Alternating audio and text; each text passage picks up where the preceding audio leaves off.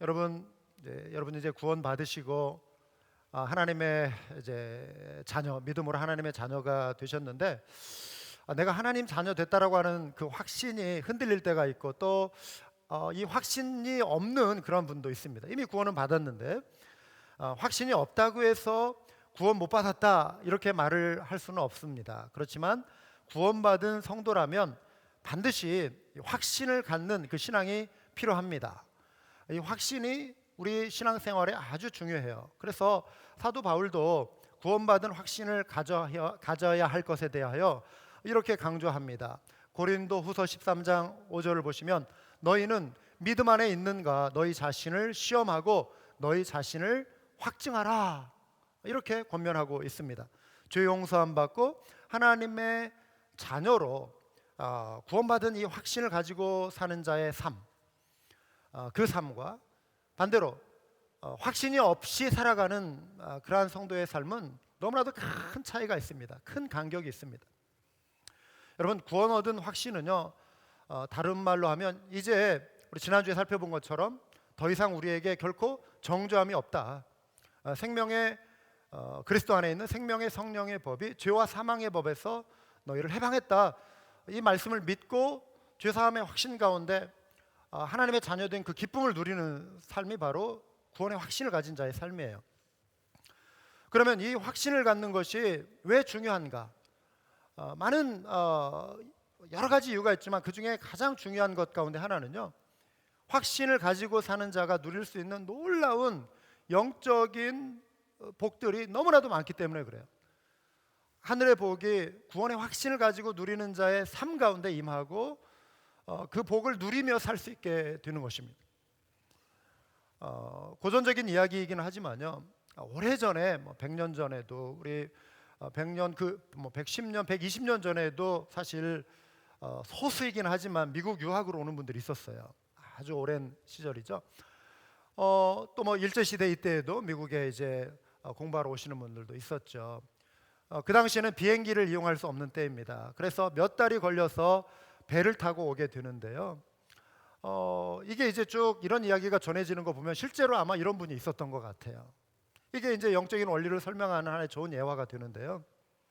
이분이 이제 배삭을 지불하고 나니까 돈이 얼마 남지 않은 거예요. 미국 가서 공부도 해야 하고 생활도 하려면 돈을 좀 넉넉하게 가져야하는데 돈이 별로 없으니까 배를 타고 이렇게 가면서 음식값이라도 좀 아껴야겠다 하고 점심만 먹는 거예요.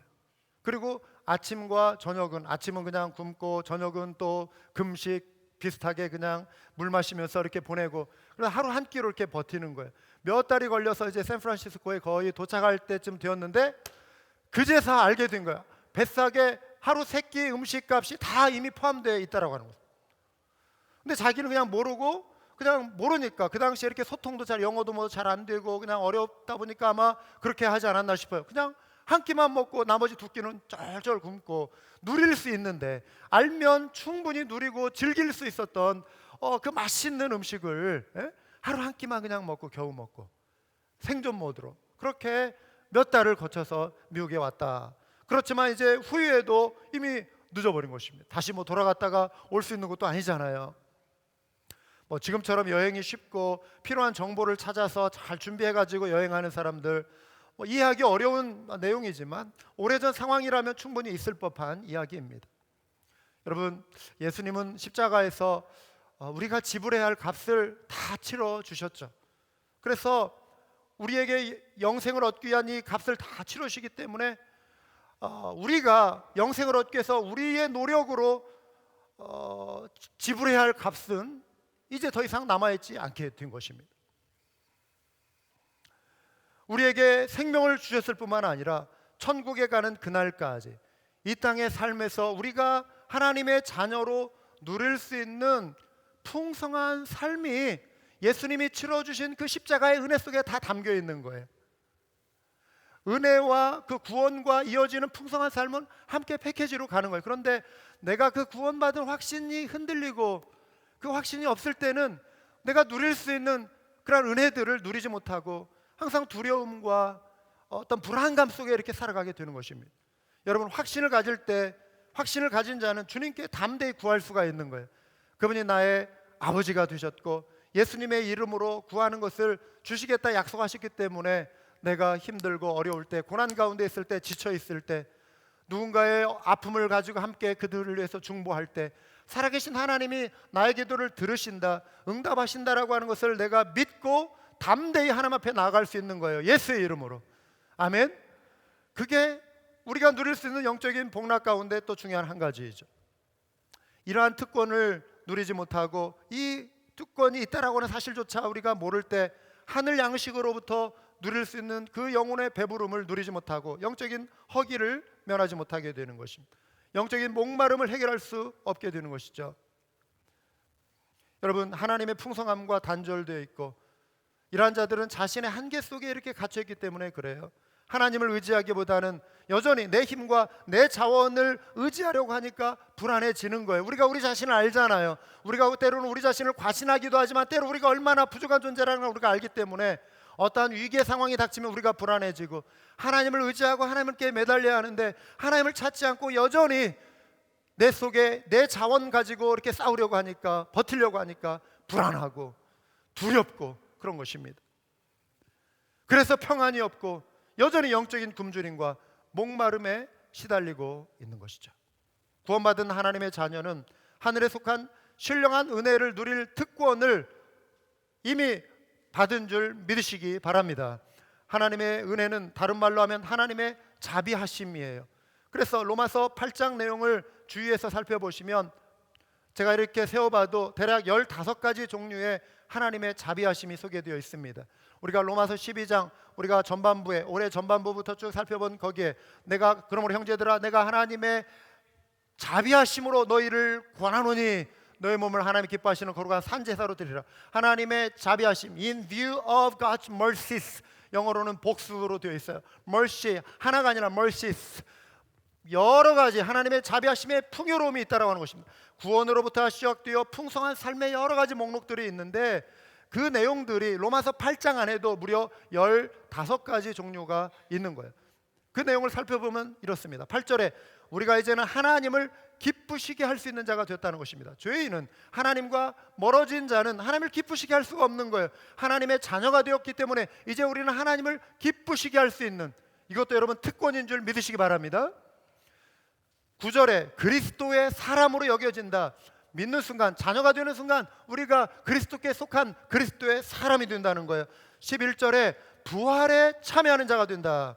14절에 하나님의 아들, 하나님의 자녀로 일컬음 받는 하나님의 자녀 되는 특권을 주셨다. 17절에 하늘에 속한 모든 복을 그리스도와 더불어 누릴 수 있는 하늘의 상속자, 하나님의 상속자가 되었다. 24절에 참된 소망을 우리에게 또 주셨다 그랬습니다. 26절에 보면은요, 성령께서 말할 수 없는 탄식으로 우리를 위하여 간구해 주신다. 우리의 중보자가 되어 주신다. 말씀하고 있습니다. 때로 우리가 무엇을 기도해야 될지도 조차 알지 못해서 마음이 막막할 때가 있고 먹먹할 때가 있고 답답할 때가 있고 그럴 때가 있어요. 그런데 성령께서 마땅히 우리가 구할 것을 아시고 또 우리의 탄식 소리도 외면치 아니하시고 우리를 위해 간구해 주시는 성령의 중보하심이 있고 28절에 합력하여 선을 이루시는 하나님의 역사를 경험케 된다고 하는 것입니다. 일이 꼬이고 힘들고 어려울 때 하나님이 예비하신 그런 하나님의 구원의 손길, 하나님의 인도하심의 손길들을 합력하여 선을 이루신 하나님의 은혜를 경험하게 하신다 이것입니다. 아들의 형상을 본받는 자가 된다라고 29절에 말씀합니다. 30절에 영화롭게 된다라고 말씀합니다. 영화는 칭의, 성화, 영화, 구원의 3단계입니다. 우리가 이제 주님 나라 갈 때, 주님 다시 오실 때 이루게 될 구원의 완성을 glorification, 영화라고 말합니다. 그런데 여기에 보면 영화롭게 하셨다, 이미 과거에 이루어진 것처럼 표현하고 있습니다. 그 말은 우리에게 앞으로 이루어질 그 영화는 분명하다, 흔들리지 않는 확실한 사건이 될 것이다 라고 하는 것을 강조하기 위해 이미 과거에 일어난 사건처럼 분명하게 사도 바울이 표현하고 있습니다. 우리를 의롭게 하시긴 하나님이 우리를 거룩하게 하시고 장차 주님 나라에 맞이해서 예수 그리스도의 형상으로 변화되는 영화로운 그 구원의 완성을 이루게 하신다, 이걸 아예 하셨다라고 표현하고 있습니다. 이게 하늘의 복입니다. 하나님이 또한 내 편이 되어주신다 31절에 말씀합니다.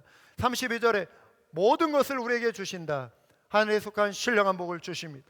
34절에는 또 예수님이 우리를 위해 중보하신다. 37절에는 이기되 넉넉히 이긴다.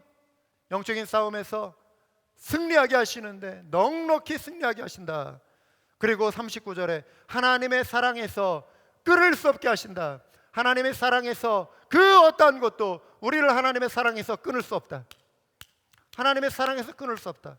이게 하나님이 우리에게 예비하신 놀라운 영적인 복임을 여러분 믿으시기 바랍니다. 이게 하나님의 자비하심이에요. 이러한 하나님의 자비하심을 힘입은 사랑하는 형제들아, 이 자비하심을 누리고 있기 때문에, 이 자비하심을 맛보기 때문에 내가 여러분에게 이 사랑으로 자비하심으로 여러분을 권합니다. 여러분의 몸을 하나님의 기뻐하시는 거룩한 산제물로 드리십시오. 그러한 결론이 로마서 12장에 나오는 거예요. 그래서 삶의 진정한 변화는 이 하나님의 자비하심을 우리가 맛보는 데서부터 시작이 되는 거예요. 그래서 로마서 8장으로 우리가 돌아와서 지난주에 결코 정죄함이 없다라고 하는 내용을 살펴봤습니다.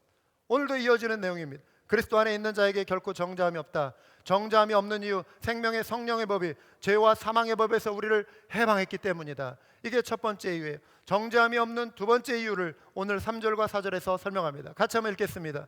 율법이 육신으로 말미암아 연약하여 할 수 없는 그것을 하나님을 하시나니 곧 죄로 말미암아 자기 아들을 죄 있는 육신의 모양으로 보내어 육신의 죄를 정하사 육신을 따르지 않고 그 영을 따라 행하는 우리에게 율법의 요구가 이루어지게 하려 하심이니라. 사랑하는 여러분, 우리에게 정죄함이 없는 이유, 정죄함은 뭐라고 말씀드렸죠? 죄인으로서 받을 영원한 형벌이에요. 죄의 심판이 정죄함이에요. 죄에 대한 양심의 가책, 찔림, 이게 정죄함이 아니라 너 죄졌지 할 때 뜨끔하고 찔리는, 이게 정죄함이 아니라, 정죄함은 죄인이 받는 영원한 형벌, 영원한 지옥의 그 심판이 정죄함입니다. 여기서 말하는 condemnation은 그런 의미예요. 그런데 믿음 안에 해방된 존재가 되었기 때문에, 생명의 성령의 법으로 우리가 해방되었기 때문에 과거의 죄, 현재의 죄, 앞으로도 지을 수 있는 미래의 죄로 인한 정죄함은 사라졌다고 하는 거예요. 해방되었기 때문에. 이게 우리가 정죄함이 없는 해방, 그 이유, 해방되었기 때문에 정죄함이 없다. 그것을 우리가 지난주에 나눴어요. 오늘은 두 번째, 정죄함이 없는 이유의 핵심, 오늘 본문에서 말씀하고 있는 내용을 한마디로 말하면 이것입니다. 바로 하나님이 하셨기 때문입니다. 하나님이 하셨기 때문에, 전능하신 하나님이 이루신 구원이기 때문에 정죄함이 없습니다. 이 사실을 믿으시기 바랍니다.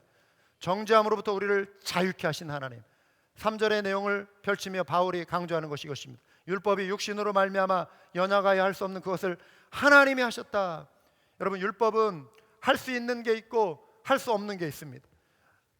이 특성을 동시에 보여주는 내용이 로마서 3장 20절입니다. 그러므로 율법의 행위로 그의 앞에 의롭다 하심을 얻을 육체가 없나니 율법으로는 죄를 깨달음이니라. 율법이 할 수 있는 것은 죄를 깨닫게 해준다 그랬습니다. 하지만 율법은 우리를 의롭게 변화시켜 주지는 못합니다. 율법은 죄를 드러냅니다. 그래서 율법 앞에 서 있는 모든 인생은 정죄함을 받는 거예요. 율법의 그 완전한 기준 앞에 도달할 수 있는 우리 인생이었기 때문에, 그 하나님의 완벽한 의의 기준 앞에 우리는 끊임없이 죄를 느낄 수밖에 없는 거예요. 우리의 한계를 보고 죄인인 우리의 죄를 보게 되는 것입니다. 율법은 우리를 생명의 길로, 의의 길을 보여는 주지만 그 길을 데려다 주지는 못해요. 보여는 주지만 거기까지 우리를 이끌어 주지는 못합니다. 율법은 의로움과 생명을 줄 수 없습니다.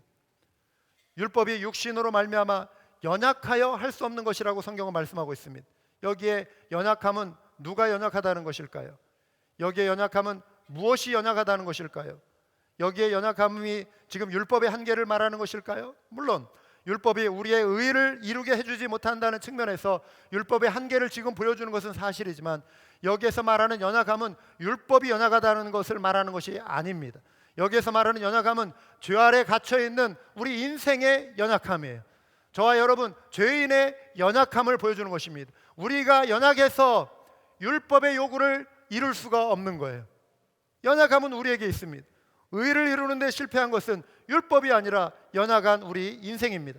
죄의 한계에 갇힌 인간의 연약함이에요. 여러분, 율법 자체가 문제가 있어서 우리를 구원하지 못하는 것이 아니에요. 죄인인 우리에게 문제가 있는 것입니다. 율법이 하지 못하는 것을 여기에서 하나님이 하셨다. 그러면 율법과 하나님이 지금 대결하는가, 대치하는가? 그렇지 않습니다. 여러분, 율법은 본래 선한 것이라고 성경이 말씀하고 있습니다.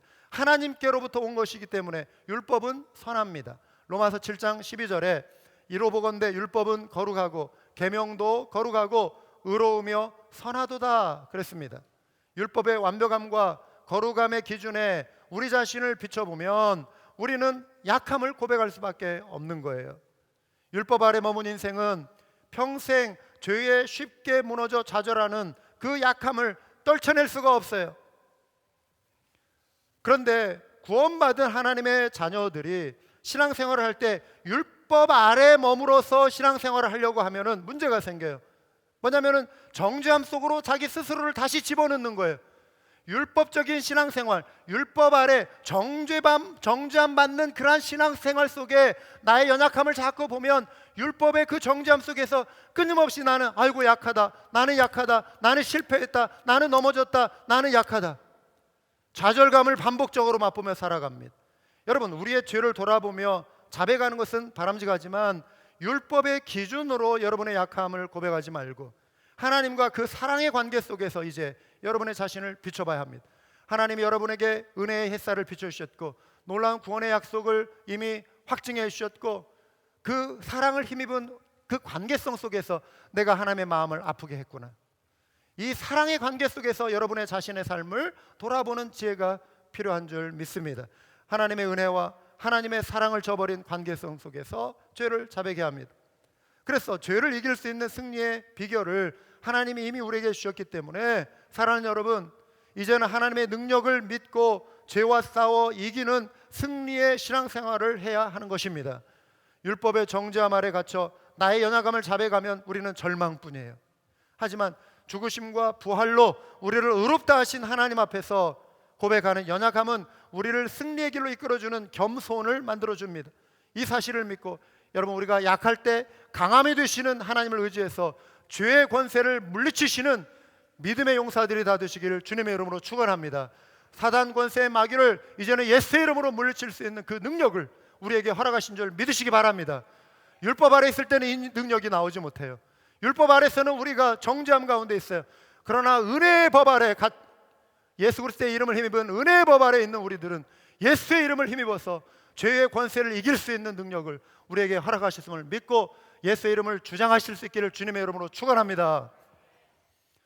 그래서 승리할 수 있어야 하는 거예요. 율법의 완벽하고 거룩한 기준 앞에서 연약하여 정죄함을 벗어날 수 없는 우리에게 의로움을 주신 분이 지금 하나님이시다 말씀하고 있습니다. 그래서 3절에 하나님이 하시나니라고 말씀하고 있습니다. 정확한 번역은 하나님이 하셨나니, 이미 이루어 주셨다. 저와 여러분의 구원을 하나님이 이루어 주셨다는 거예요. 하나님이 하셨다 이것입니다. 이 사실을 믿으시기 바랍니다. 하나님이 하셨습니다. 하나님이 여러분의 구원을 이루어 주셨습니다. 믿는 자에게, 믿고 회개하고 주님 앞에 주님을 의지하고 주님 앞에 나온 자들에게 하나님이 구원을 이루어 주셨습니다. 그래서 우리를 의롭게 하신 구원의 은총이 바로 누구에게 속한 거냐? 나에게 속한 것도 아니고 다른 율법에 있는 것이 아니고 하나님께 속한 것이고, 이 은총이 율법이 아닌 하나님으로부터 온 것임을 보여주는 것입니다. 여러분, 구원이 우리에게 달려있다면 우리는 연약함 때문에 거듭 실패할 수밖에 없어요. 그리고 불가능합니다. 그러나 구원이 하나님께 달려있기 때문에 우리가 얻은 구원은 확실한 성공에 이르렀습니다. 그래서 저와 여러분의 구원은 안전합니다. 저와 여러분의 구원은 완전합니다. 하나님이 하셨기 때문에 그렇습니다. 하나님은 실패하시지 않습니다. 하나님은 실패하시지 않습니다. 하나님의 구원은 완전합니다. 예수님 앞에 다가온 부자 청년이 있었습니다. 율법의 가르침대로 선한 행실을 실천해서 구원을 얻어보고자 했습니다. 예수님은 자기 행위로, 자기 노력으로, 율법으로 구원을 얻고자 하는 이 청년의 헛된 시도를 보셨습니다. 그래서 계명을 무엇을 실천하면은 구원을 얻습니까? 그러니까 예수님이 툭툭 말씀을 그냥 던져주신 거예요. 10계명의 조항들을 던져주시니까 예, 제가 이것도 하고 저것도 하고 그것도 했습니다. 다 했습니다. 그런데 제법 훌륭한 청년이에요. 그러면은 예수님이, 그러면서 이 청년이 이런 걸 다 했는데 그래도 뭔가 부족한 것 같습니다. 제가 뭔가 더 해야 하나님을 만족시켜 드릴 것 같고 하나님의 의에 이를 수 있을 것 같습니다. 제가 더 부족한 것이 무엇입니까? 그 모습을 보신 예수님께서 그 청년이 붙들고 있는 그 내면의 우상을 살피신 거예요.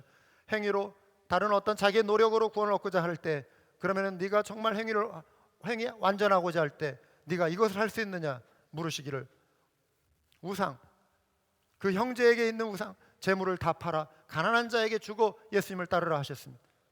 그러면 하늘 보화가 있을 거라고 말씀했습니다. 청년은 나름대로 계명을 실천한다는 측면에서 잘하고 있었지만 그에게 내려놓을 수 없는 자기의 한계가 지금 탁 다가온 거예요.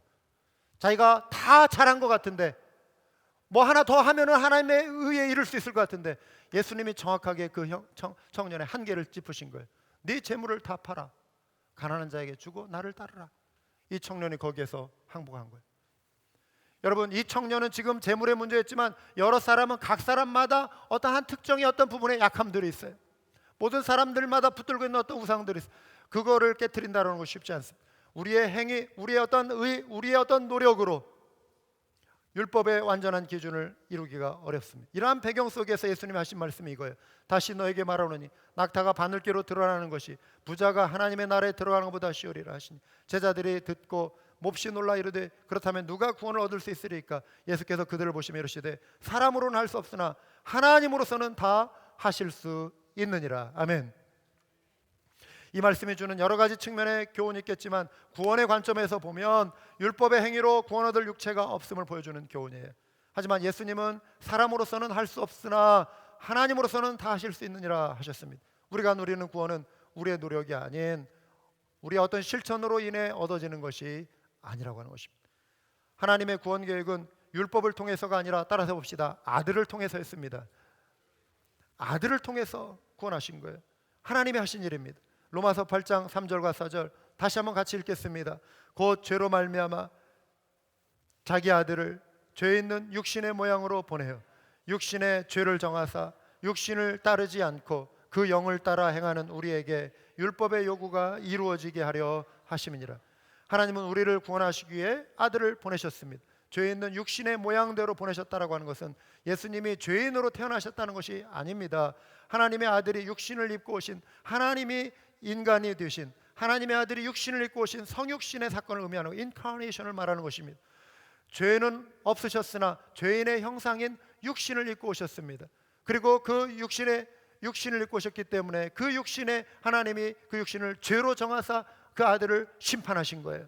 우리를 대신해서 태초부터 영원하신 아들이 육신을 짓고 오신 사건을 요한복음 1장 14절에서 말씀하고 있습니다.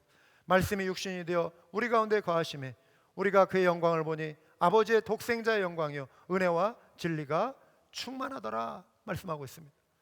빌립보서 2장 6절 7절 말씀, 자주 우리가 나누는 말씀입니다. 우리가 사랑하는 말씀이죠. 같이 한번 읽어볼까요? 그는 근본 하나님의 본체시나 하나님과 동등됨을 취할 것으로 여기지 아니하시고 오히려 자기를 비워 종의 형체를 가지사 사람들과 같이 되셨고 하나님의 아들을 친히 보내사 죄의 문제를 해결하셔야 할 만큼, 아들을 보내사 죄의 문제를 다루셔야 할 만큼 우리의 죄는 심각했습니다. 아들을 보내사 속죄 제물로 내어 주셔야 할 만큼 하나님의 사랑은 크고 위대합니다. 아들을 보내셔서 하신 하나님의 구원은 완벽합니다. 아들을 보내셔서 하신 일이기 때문에 그래요. 고린도후서 5장 21절 보시면 하나님이 죄를 알지도 못하신 이를 우리를 대신하여 죄로 삼으신 것은 우리로 하여금 그 안에서 하나님의 의가 되게 하려 하심이라. 우리의 노력으로 우리가 의롭게 된 것이 아니라, 의롭게 된다는 것은 이제 하나님과 올바른 관계가 형성이 됐다는 거예요. 하나님과 결코 끊을 수 없는 관계로 이어졌다는 것입니다. 의롭게 됐다는 것이 그거예요. 칭의, 우리를 심판할 어떤 법이, 우리 그 죄의 짐이 우리에게 없어졌다. 죄로부터 자유케 됐다. 의롭게 됐다는 의미입니다.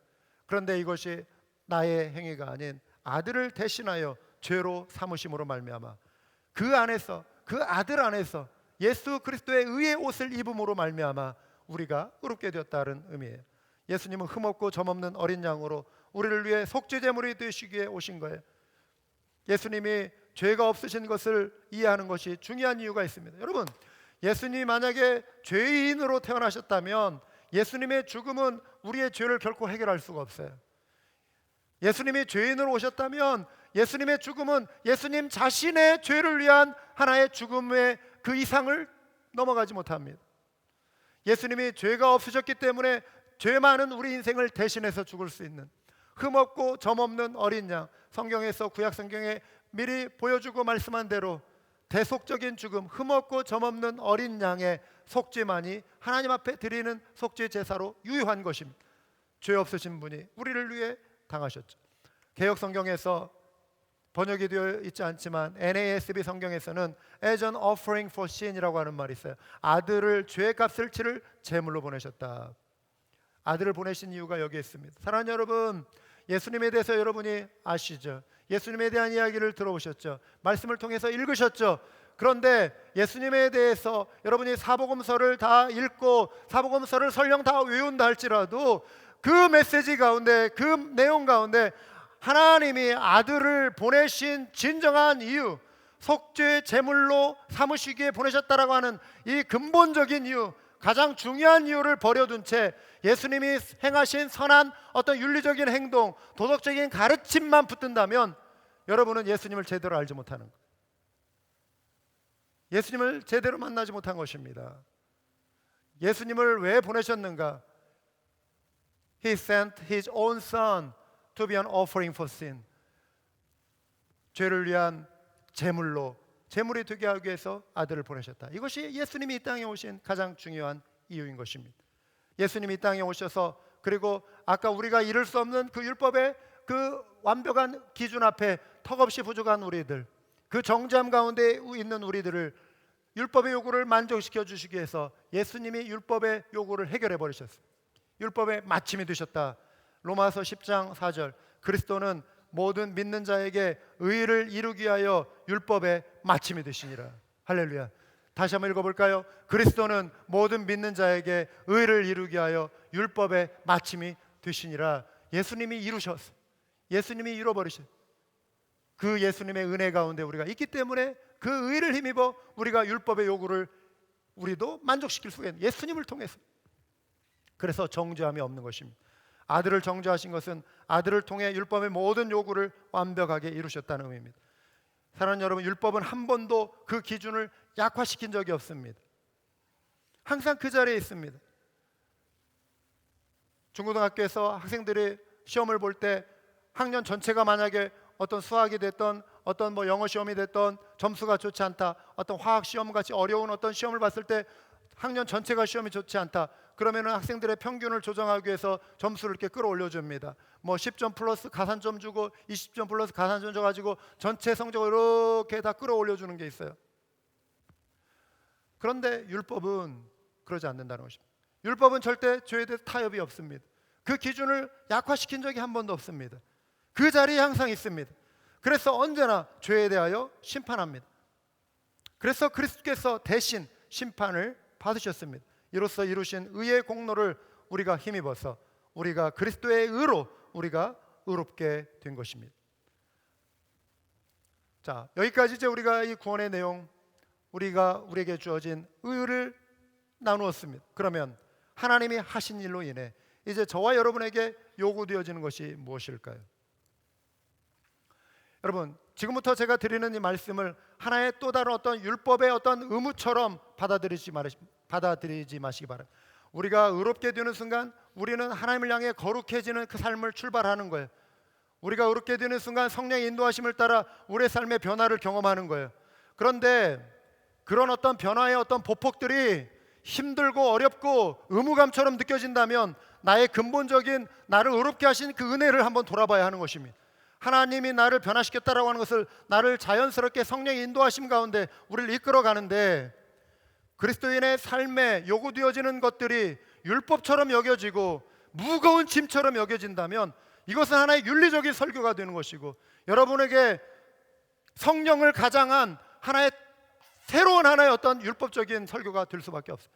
그래서 지금 전반부에 제가 쭉 말씀드린 하나님의 은혜로 내가 의롭게 되어졌다라고 하는 이 사실을 여러분들이 잊으셔서는 안 되는 것입니다.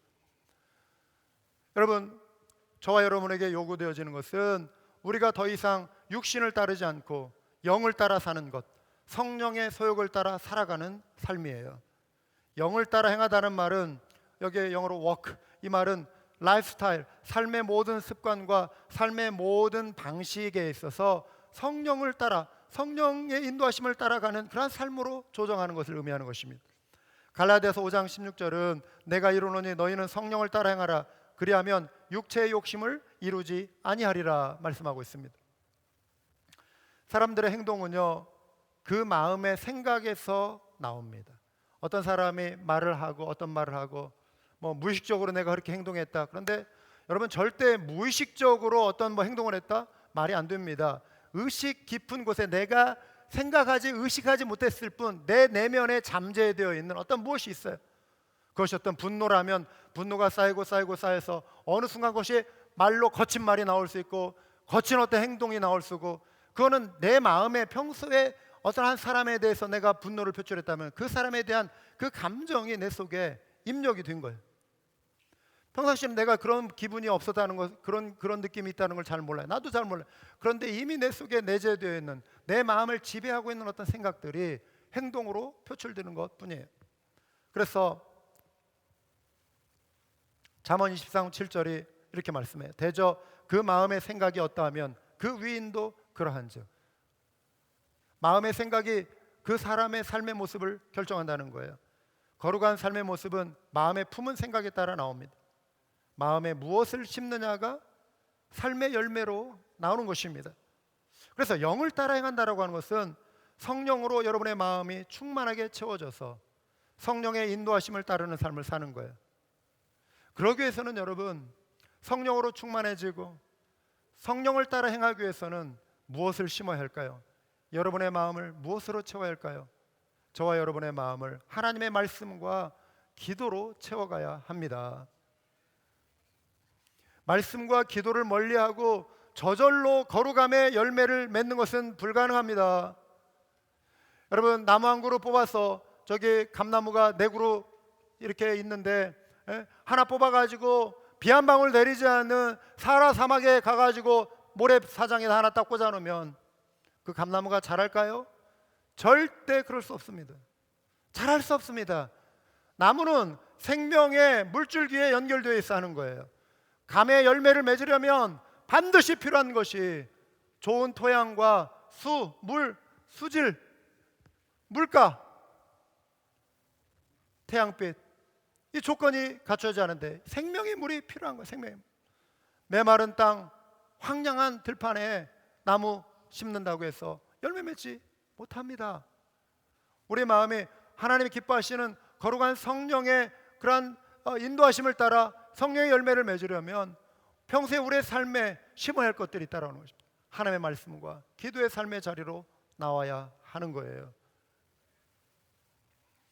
여러분, 시간이 없어서 말씀과 기도 생활을 멀리하는 것 아닙니다. 나는 시간이 없어서 말씀 읽지 못합니다. 나는 시간이 없어서 기도하지 못합니다. 이거는 100% 거짓말이에요. 시간이 없어서 말씀 못 읽는다? 거짓말이에요. 시간이 없어서 기도 못한다? 여러분, 바쁘고 분주한 현대인들 바빠요, 분주해. 그러나 내 마음에 하나님을 향한 갈망이 있고 성령의 소욕을 맺고자 하는 그런 어떤 거룩한 어떤 열망이 있으면 우리는 어떻게 해서든 그 시간 만들어냅니다. 믿으십니까? 우리는 만들어낼 수 있어요. 중요한 건 내 마음에 성령의 소욕을 따르고자 하는 그런 열망이 사라졌기 때문에, 열망이 식어졌기 때문에 어느 순간 말씀이 멀어지고 어느 순간 기도 생활이 멀어지는 것이에요. 때로 우리는 삶의 위기의식을 느끼지 못할 때, 우리 현대인들이 우리가 노력해서 우리가 얻을 수 있는 어떤 평안의 어떤 기초, 안정의 기초를 끊임없이 우리는 확보하려고 합니다. 여러분, 열심히 일해서 노력하고 어떤 삶을 이끌어가는 것은 귀하고 아름답고 성실한 삶의 모습이죠. 그렇지만 어느 순간 내가 다 할 수 있다라고 하는 의식, 그리고 기도하지 않아도 삶은 그냥 이렇게 굴러가는 것 같고, 말씀 읽지 않아도 그냥 이렇게 하나님이 특별히 나에게 어떤 어려움 주시는 것 같지도 않고, 내가 그냥 노력하면 별탈 없이 내 인생은 굴러가는 것처럼 생각하기 때문에 우리는 말씀 멀리하고 기도 멀리해요. 그런데요, 그러한 삶은 머지않아 곤고함에 빠집니다. 영적인 메마름으로 이어집니다. 세상을 변화시키는 그리스도인이 되라고 예수님이 우리를 불러주셨는데, 세상을 변화시키기는커녕 오히려 세상이 나를 변화시켜요. 그래서 세속화의 물결로 나를 휩쓸어가고, 그래서 이름뿐인 그리스도인, 그냥 문화적인 그리스도인으로 전락해 버리는 것입니다. 사랑하는 여러분, 질문 드립니다. 여러분은 여러분의 심령에 부흥을 사모하십니까? 여러분의 심령에 이전에 맛보지 못했던 하나님의 만지심과 성령의 정말 그 거룩하신 은혜를 맛보는 그러한 부흥을 여러분 사모하십니까? 여러분의 마음에 하나님이 이루시는 그 부흥을 여러분이 정말 기도해 보신 적이 있으십니까? 기도하고 계십니까? 여러분, 하나님은 지금도 이전에 행했던 그 놀라운 일을 이루실 수 있는 분이심을 믿으시기 바랍니다. 우리가 구하고 간구할 때 우리의 영을 사로잡아 하나님의 거룩한 은혜의 사람들로 우리를 변화시키실 수 있는 분이심을 믿으시기 바랍니다. 이러한 촉촉한 은혜가 우리 한맘교회 모든 성도에게 임하기를 주님의 이름으로 축원합니다. 메마르고 건조하고 내 신앙생활 유지하는 것조차 힘들어서 헉헉대는 단계의 그러한 신앙이 아니라, 하나님의 은혜의 감격에서 은혜를 나누고 싶어서 견딜 수 없는, 그 사람을 바라만 봐도 눈가에 눈물이 흘리고 영적인 감동이 있고 구하고 싶고 전해주고 싶고 나누고 싶어 내 마음에 감동이 일어나고 눈물이 있는 그러한 촉촉한 그러한 신앙을 여러분들이 사모하십니까? 저는 우리 한맘교회가 그런 교회가 될 수 있기를 소원합니다. 그런 교회가 되기를 위해서 기도합니다. 여러분, 우리 한맘교회에 그러한 영적인 부흥이 있기를 기도합니다. 그러기 위해서는 우리가 기도의 자리를 회복해야 돼요. 말씀에 뿌리를 내리는 신앙이 되어야 하는 것입니다.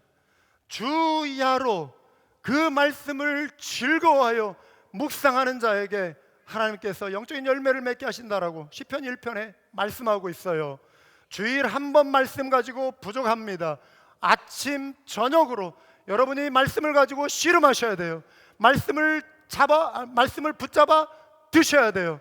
말씀을 묵상하고 소화시키고 그 말씀을 붙들고 기도하시고 여러분 영혼을 촉촉하게 적셔주시는 하나님의 은혜에 사로잡혀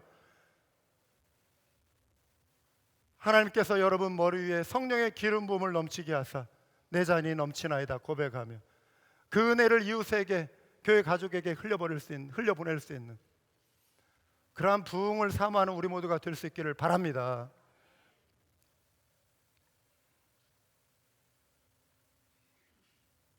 하나님의 은혜를 사모하려고 하면요, 거저되지 않고요, 방해가 있습니다. 꼭 뭐 좀 이렇게 해보려고 하면 방해거리 생길 때 그런 경험 하시지 않습니까? 오랜만에 마음 먹고 기도 모임 한번 참석하려고 하면 평소 생기지 않는 일들 생기고, 어떤 일이 꼬여서 주저앉게 만들고, 1년간 연락이 없던 친구가 갑자기 전화해서 만나자고 하고, 평소에 멀쩡하던 차가 말썽을 일으키고, 이런저런 일들이 있어요. 그럼에도 불구하고 이미 우리가 정해놓은 하나님과의 어포인먼트, 미국에서 여러분 어포인먼트 중요하게 여기시잖아요. 하나님과의 어포인먼트 지키고자 했으면 생각지도 못한 은혜를 부어주실 줄 믿으시기 바랍니다. 뭔가 이렇게 방해거리가 생기면요, 하나님이 그 뒤에 대체로 그런 어떤 은혜, 예비하신 은혜가 있어요. 그걸 이렇게 넘게 하시더라고요. 그런데 우리는 넘을 수 있는데도 평소 그냥 우리가 너무 우리 자신에 대해서 과소평가를 해요. 나는 저거 뛰어넘을 수 없어. 나는 그냥 저거 내 힘으로 내가 어떻게든 해결해 봐야 돼. 맡기질 못하고 그냥 하나님과의 어포인먼트 그냥 믿고 믿음으로 그냥 잠깐 미뤄두고 내가 하나님 일 먼저 하고 하나님이 내 일 해결해 주시겠지 믿고 그냥 이렇게 나오면은 하나님의 은혜들을 막 경험하기 시작하면서 일들이 해결되어져 가는데, 우리의 평소의 습관이 그냥 어떤 일이 있으면은 그걸 내가 그냥 막 해결하다 보면은 하나님 예배하신 그 은혜 자리로 내가 나아가지 못하고 이게 계속 반복이 돼요. 지난 수요일 6시 30분에 기도 모임을 막 시작하려고 할 때 거센 비바람이 막 몰아오기 시작. 6시 20분부터 바람이 부는데요. 와, 저도 텍사스에 바람 센 거 알지만 그날 교회에서 이렇게 보니까 바람 구경하러 제가 이렇게 문을 열고 볼 정도였어요. 막 날아가는데요.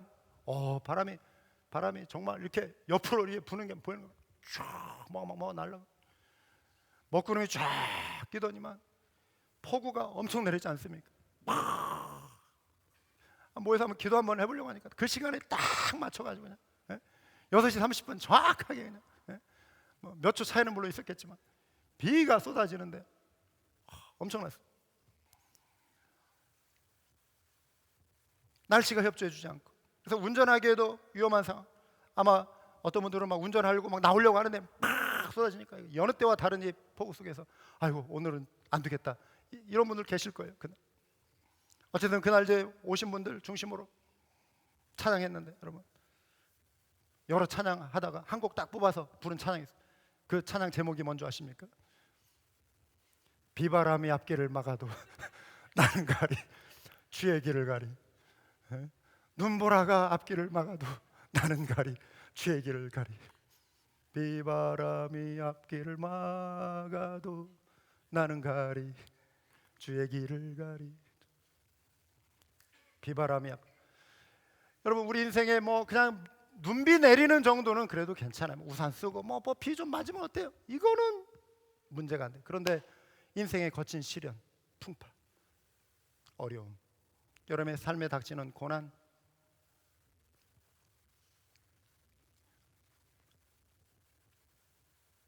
이 속에 우리가 좌절하고 넘어지고 주저앉을 때가 너무나도 많습니다. 50세가 넘으면 남자들이 특히 조심해야 할 것이요, 심혈관계 질환이랍니다. 여자들이요, 심혈관계가 남자들보다 더 튼튼하답니다. 그래서 한 10년 정도.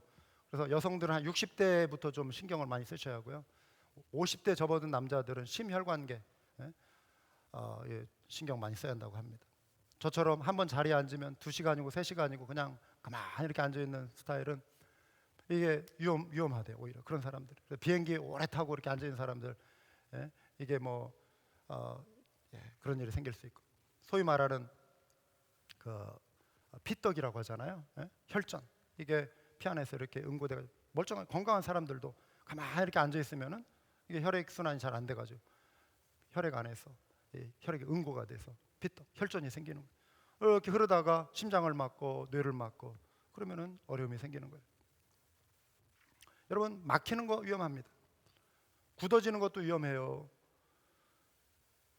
여러분 이를 피하기 위해서는 자주 움직이고, 일어나서 운동도 하고, 그래서 PT 체조, 운동도 좀 하고, 혈액도, 음식도 잘 섭취하셔야 하고, 건강하게 신경 쓰실 게 많이 있어요. 규칙적으로 건강진단 받는 거 필요합니다. 영적인 건강도 마찬가지입니다. 육신의 소욕은 마치 우리의 영적인 삶에 피떡을 만드는 것과 같습니다. 이것을 방치하면 어느 순간 영적으로 굳어집니다. 영적으로 무뎌집니다. 하나님과의 관계가 막힙니다. 성도와의 관계가 막힙니다.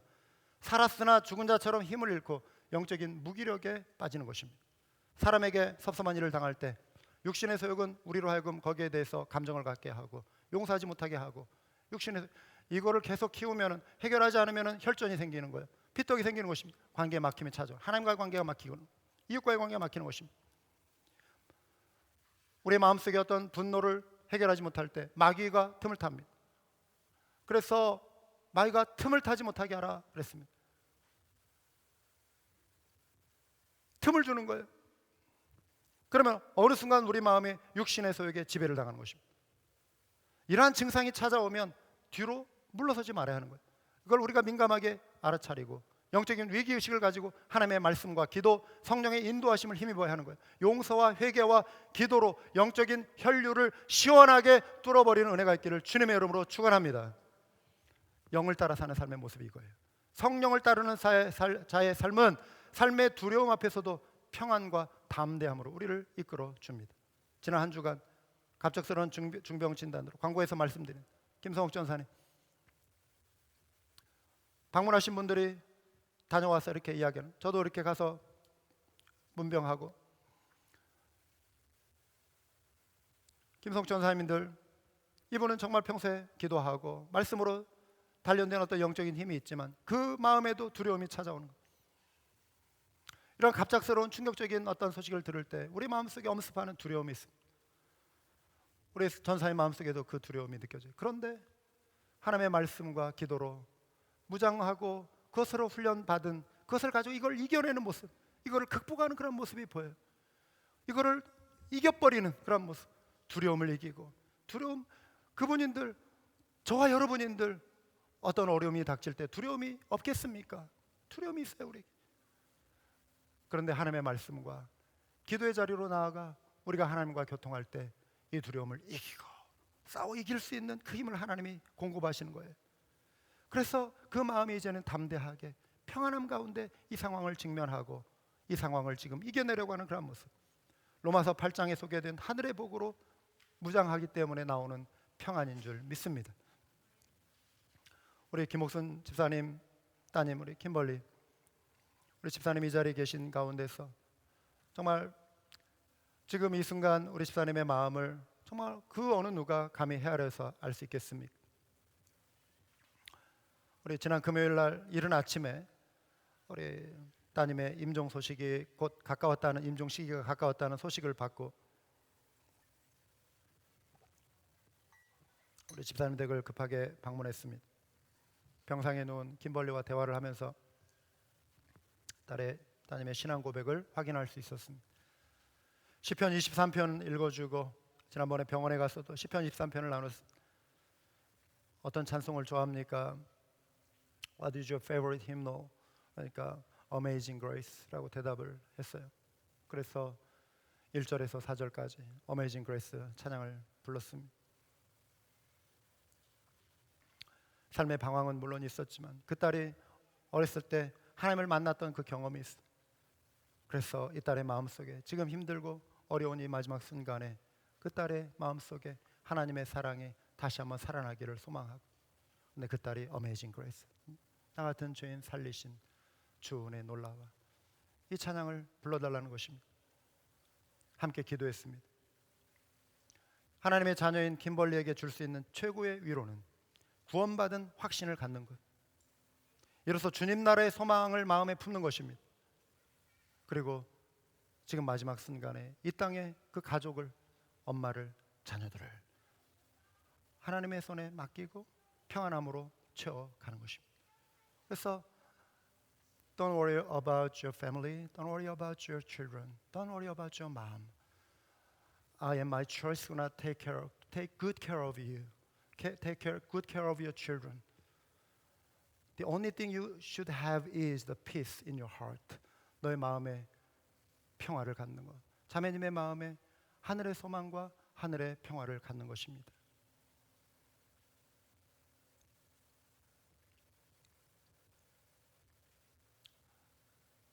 우리가 교회로서, 가족으로서 우리 집사님을 위로하고 또 우리 자녀들을 돌보고 우리 가족을 위로하는 것이 저와 여러분의 책임인 줄 믿습니다.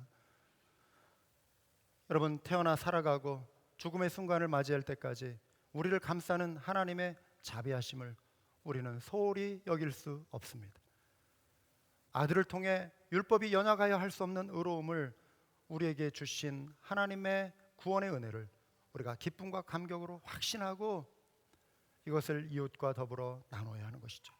그 구원이 우리에게 주는 놀라운 영적인 복락을 누리고 맛보며